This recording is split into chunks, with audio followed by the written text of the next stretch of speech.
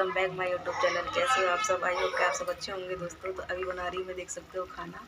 ये बन रही है सोयाबीन की चाप, है ना। और आज मैं बहुत खुश हूँ क्योंकि आज मुझसे मिलने आई है मेरी दिल, मेरी धड़कन, मेरी जान, मेरा सब कुछ आज मुझसे मिलने के लिए आई है।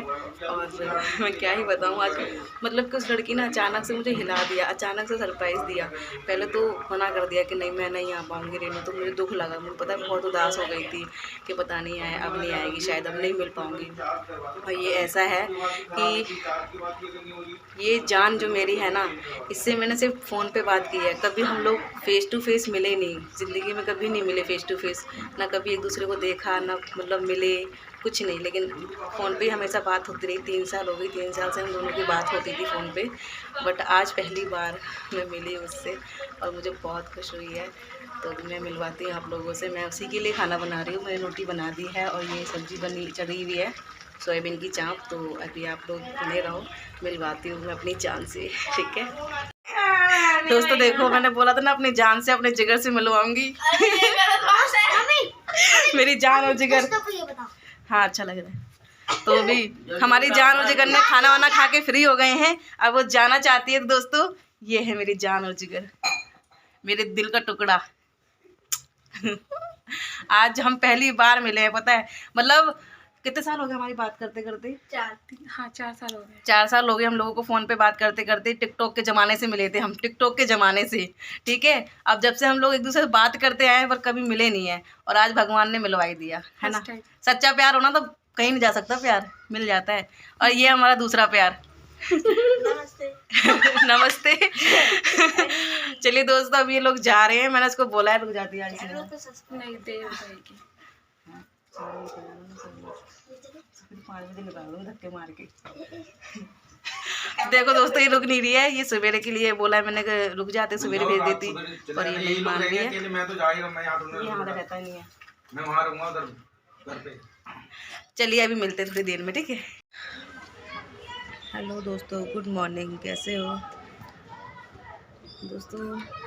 मैं बता रही हूँ कि रात का जो मतलब मेरी फ्रेंड आई थी, तो उसका मैं ब्लॉग नहीं डाल पाई रात में, उसके लिए सॉरी। क्योंकि बहुत लेट गई थी वो, वही मतलब 9-10 बजे, 10-11 बज गए जब निकली थी वो यहाँ से। तो फिर रात का ब्लॉग मैं नहीं डाल पाई क्योंकि बहुत ज़्यादा लेट हो गई थी और थक भी गई थी, इसलिए मैं नहीं बना पाई, इसके लिए सॉरी। तो दोस्तों मैं बता दूँ कि वो अचानक से कल आई, मुझे खुद नहीं पता था कि वो आएगी। इतना मतलब इतना अच्छा सरप्राइज़ दिया ना उसने मुझे, बहुत ज़्यादा खुश हो गई थी मैं तो, पता रोने भी लग गई थी उसे जब मिली बहुत और एक बात बताऊं दोस्तों, मैं अभी दिल्ली में हूँ और मेरा ना गला ख़राब हो रहा है। यहाँ जो पानी चेंज हो रहा है ना, तो उससे जुकाम भी हो रखा है मुझे, तो मेरी आवाज़ थोड़ी सी बदली बदली लगेगी तो आप लोग डरना मत मेरी आवाज़ से। तो मैं बता दूँ कि दोस्तों वो लड़की ना मतलब ऐसा है कि जब टिकटॉक चलता था तो टिकटॉक में हम लोगों ने एक दूसरे से बात की थी, टिकटॉक से ही, और एक दूसरे का नंबर एक्सचेंज हुआ था। तो जब से मतलब हम लोग बात कर रहे हैं फ़ोन पे, 4 साल हो गई, मतलब बस फ़ोन पे ही बात होती है और फ़ोन पे ही वीडियो कॉलिंग पे बात होती है। बट कभी फ़ेस टू फेस बात नहीं की हम लोगों ने, ना कभी हम मिले।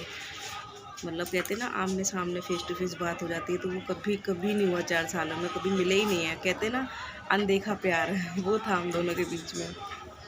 मतलब ऐसा प्यार था कि हम लोगों ने एक दूसरे को देखा नहीं था, मतलब फ़ेस टू फेस कभी नहीं देखा था, बस फ़ोन पे ही एक दूसरे को जानते थे, देखते थे वीडियो कॉलिंग पे, बाकी ऐसे कभी नहीं मतलब मिले। तो बीच में ऐसा नहीं है कि मैं दिल्ली नहीं आई हूँ, दिल्ली में पहले मैं रहती भी थी, मैं यहाँ जॉब भी करती थी, फिर भी नहीं मिली मैं उससे यहाँ पे, क्योंकि कभी ऐसा मौका ही नहीं मिला कि मैं उससे मिलती। और क्योंकि उस टाइम पे यहाँ जॉब करती थी, मैं भी सारे दिन बिज़ी रहती थी, तो टाइम ही नहीं मिलता था, नहीं जा पाती थी मिलने के लिए। और फिर बीच में फिर मैं दिल्ली से गांव गई, वहाँ पे भी अपना गांव में रहने लग गई। वहाँ से मैं यहाँ पे आई हूँ, 3-4 बार होके भी गई हूँ, दिल्ली घूम के गई हूँ, फिर भी नहीं उससे मिल पाई। पता नहीं ऐसा कभी घड़ी आ ही नहीं पा रही थी। तो कहते हैं ना कि जब भगवान को मिलवाना होता है तो वो कुछ नहीं देखता। तो शायद कल वो दिन था मेरा उससे मिलने का, तो कल मैं उससे मिली, मुझे बहुत ज़्यादा खुशी हुई। और ऐसा हुआ कि कल पहले तो मुझे जाना था उसके यहाँ पे, तो मैंने सोचा कि मैं चली जाती हूँ उसके यहाँ, एक रात रुकूँगी, सुबह आ जाऊँगी, पर मेरे भाई ने मुझे नहीं जाने दिया। मेरे भाई ने मुझे मना कर दिया कि नहीं, कहीं नहीं जाना, उसको यहाँ बुला ले। मैंने कहा भाई उसकी तबीयत सही नहीं है, बल्कि उसकी तबीयत सच में ठीक नहीं थी, उसे फ़ीवर था, वो नहीं आ पा रही थी, फिर भी नहीं जाने दिया भाई ने। तो फिर मैंने कहा ठीक है भाई, अभी मैं इसके यहाँ पे आई हूँ, ऐसा ना हो कि मैं ज़बरदस्ती चली जाऊँ तो बुराई हो जाए, लड़ाई हो जाए, इसलिए नहीं।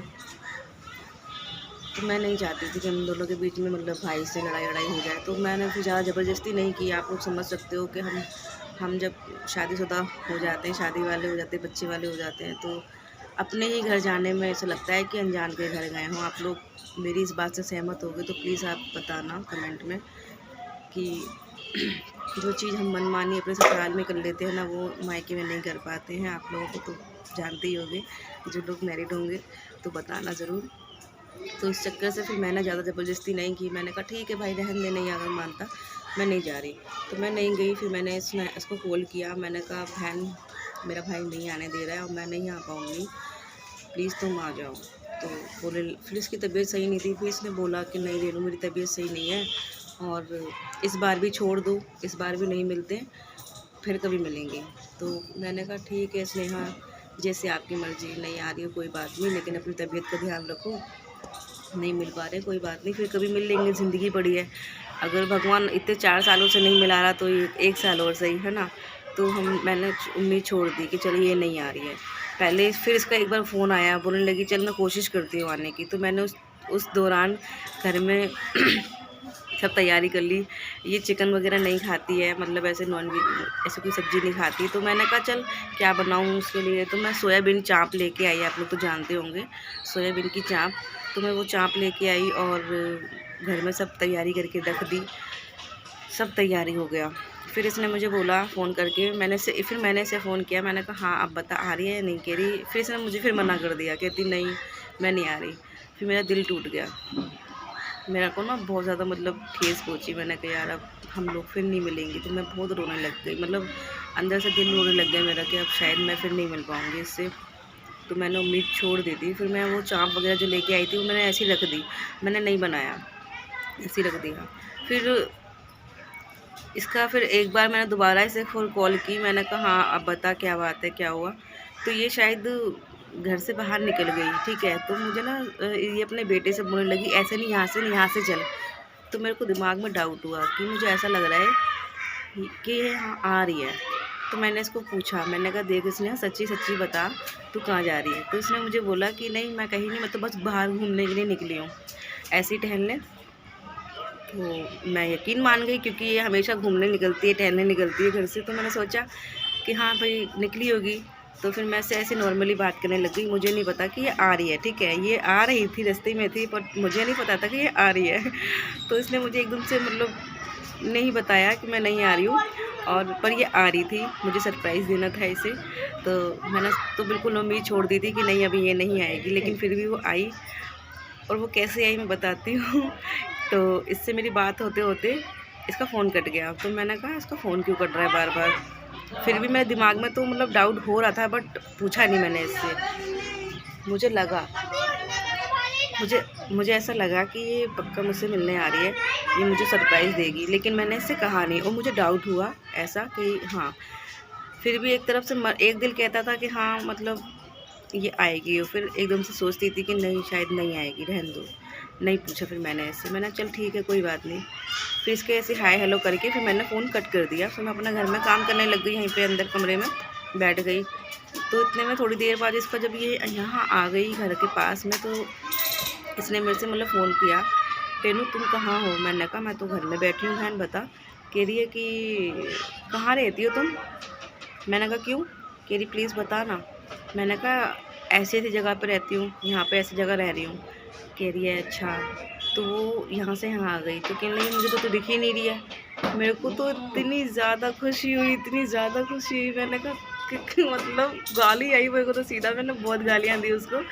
मैंने कहा इतनी वो है तू कि मतलब मुझे बताया भी नहीं और अचानक से सरप्राइज़ देती हुई तो यहाँ आ गई। मुझे बिल्कुल भी महसूस नहीं दिया, मेरे को इतना अच्छा सरप्राइज़ दिया उसने कि मैं बहुत ज़्यादा खुश थी कल।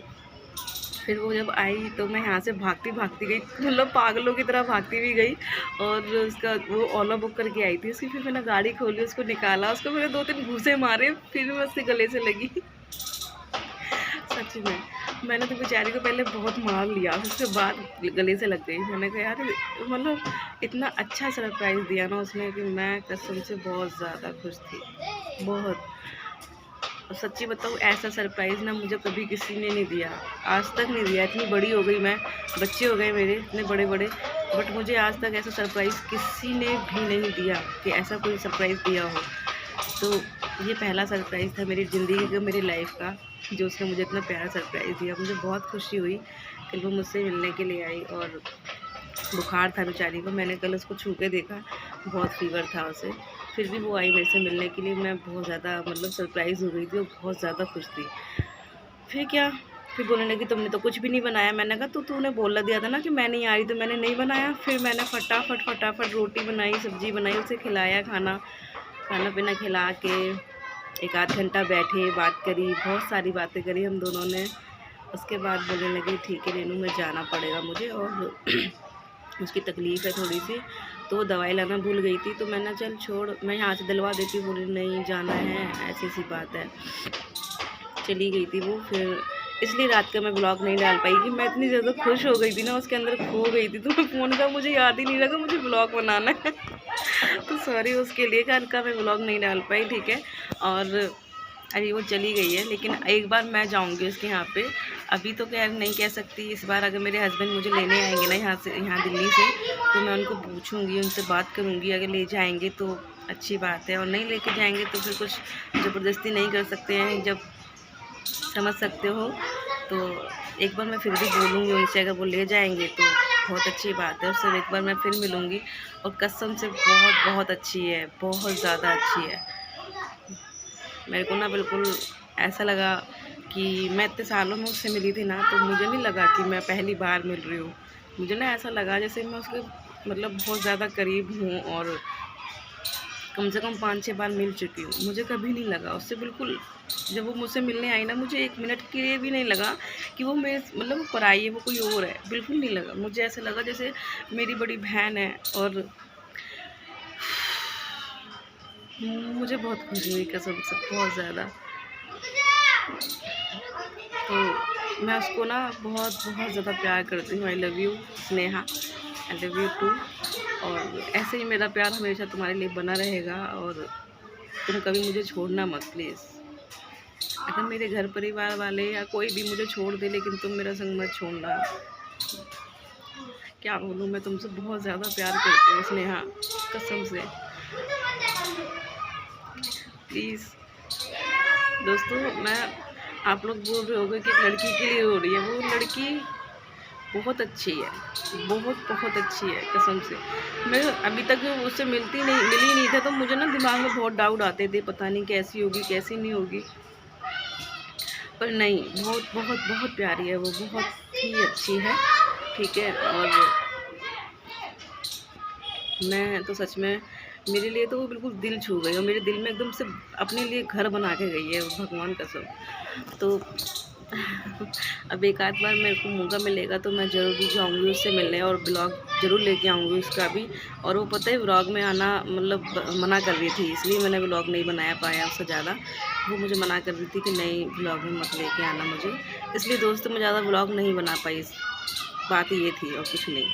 तो अब की बार मैं परमिशन ले लूँगी उससे पहले, फिर मैं उसका ब्लॉग ज़रूर लेके आऊँगी जब भी उससे मिलने जाऊँगी। तो प्लीज़ इस वीडियो को लाइक शेयर ज़रूर करना, मेरे लिए, मेरे प्यार के लिए, मेरा मतलब अनदेखा प्यार। तो सच में मैं बहुत ज़्यादा खुश हूँ उससे मिलने के बाद। कल रात को मैं पता जब वो यहाँ से चली भी गई ना, तो मैं उससे फ़ोन पे बात करती रही कम से कम 2-3 घंटे फ़ोन पे। मतलब क्या, मतलब आप समझोगे कि कोई तो लड़कों से मतलब लगा रहता रात-रात भर, फिर मैं इससे लगी रहती हूँ फ़ोन पे, बहुत ज़्यादा प्यार करती हूँ। तो अभी तो खैर वो घर गई है, पहुँच गई थी, रात में उसका फ़ोन आया था तो पहुँच गई थी। और मेरे दिल को तसल्ली मिल गई, मुझसे मिल गई, मैं खुश थी। तो अब मिलते हैं दोबारा कभी मिलेंगे तो उसका ब्लॉग दोबारा लाऊंगी मैं। तो दोस्तों मेरी बात ये थी, यही थी मेरी कहानी, ठीक है। और अगर आप लोग मेरी इस कहानी से, इस बात से आपको झूठ लगता होगा तो कोई बात नहीं, कमेंट में ज़रूर बताना। लेकिन जो रियल है वो मैंने आपको बताया, सब बताया रियलिटी कि मैं उससे 4 साल बाद पहली बार मिली हूँ। सिर्फ टिकटॉक से हम लोगों की बात होती थी, बट कभी फेस टू फेस बात नहीं करी हम लोगों ने, पहली बार मिली उससे मैं। तो मैं बहुत खुश हूँ उससे मिल के। दोस्तों मेरी इस वीडियो को, मेरे इस अंधे के प्यार को लाइक शेयर ज़रूर करना और प्यारे से कमेंट भी करना, ठीक है। मेरी फ्रेंड मेरी कैसी है कैसी नहीं है प्लीज़ कमेंट सेक्शन में ज़रूर बताना। और love you so much. Bye दोस्तों, मिलते हैं नेक्स्ट व्लॉग में। अभी मुझे नहाना धोना भी है, कुछ भी नहीं किया है, सो के उठी अभी मैं। तो चलिए मिलते हैं नेक्स्ट व्लॉग, तब तक के लिए बाय बाय, ठीक है। ख्याल रखना अपना, बाय।